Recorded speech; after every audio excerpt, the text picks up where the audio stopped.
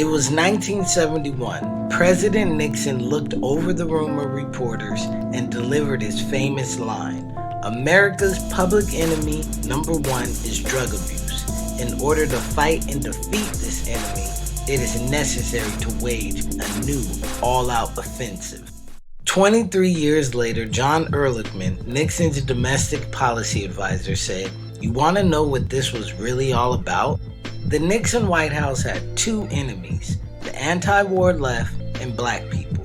Did we know we were lying about the drugs? Of course we did." For most Americans, we can't remember what drug use was like before the war on drugs. But for hundreds of years, America had a very different relationship with drugs. In colonial America, cannabis was a cash crop. George Washington would make tons of money selling hemp to the British.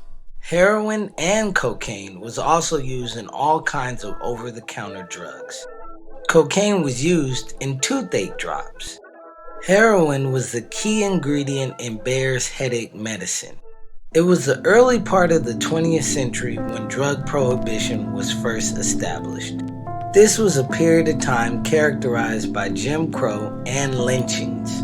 It was a period of time when a racist immigration law in 1924 was passed by Congress, limiting immigration to only Northwestern Europeans.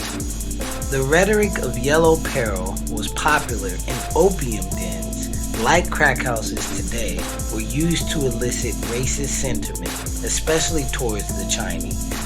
It was common for newspapers to write about cocaine-crazed Negroes who were threatening the safety of white women. This was the atmosphere in which drug prohibition was initially passed.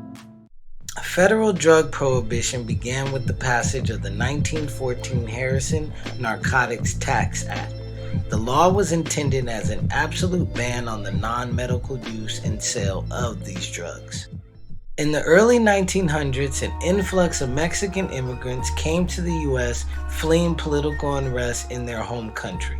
With them, they brought the practice of smoking cannabis recreationally. In 1936, a propaganda film called Reefer Madness was released.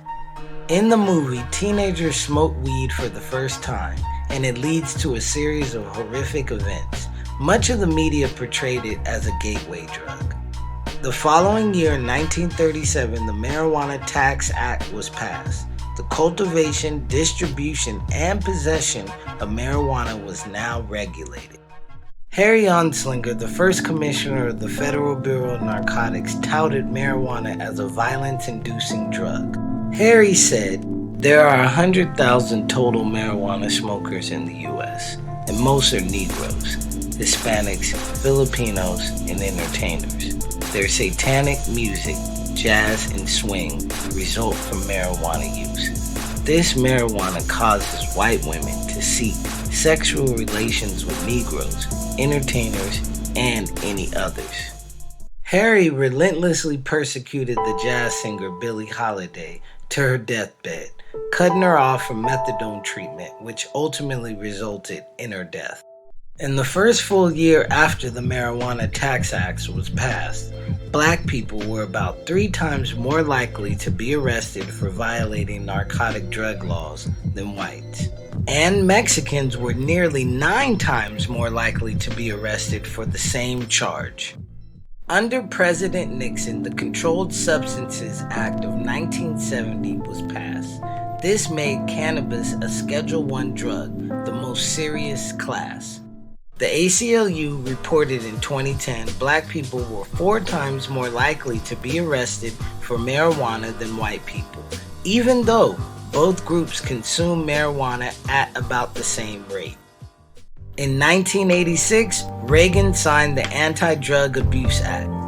This law gave $1.7 billion to the war on drugs and established mandatory minimum prison sentences for specific drug offenses.